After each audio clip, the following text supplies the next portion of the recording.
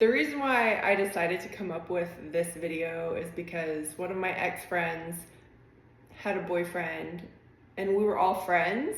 Not like sex friends, but like we were just like, you know, friendly towards each other. We're not friends anymore just because one thing I've noticed is that if a friend can't be happy for you, then that's not really your real friend, basically. So I'm a little bit selective of people I call friends because, in my opinion, if you're only that person's friend when they're not doing better than you, then that's not your friend. They're just competing with you the whole time. And that's why I'm like really selective of people I call friends near me.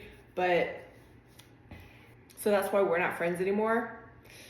I just like, sometimes if a girl is like really insecure, she might act on those insecurities and then try to harm you, basically.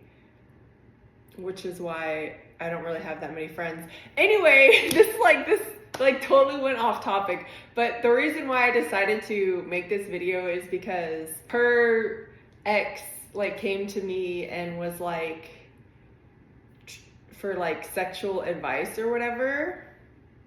I probably should ask him to like give me money to help them in bed or whatever, like, but I didn't. But so basically he told me that she was kind of loose and how to fix it, basically. So I gave him advice. So this video is gonna be the advice that I gave him to give to her. So this video is made for people who have, you know, a wife that had kids and she's like not as tight down there as she used to be, or I mean, I've never personally had kids, but I do know that the pelvic floor is a muscle. And like any muscle, it can be tightened and strengthened over time. I'm going to tell you how to do that in this video.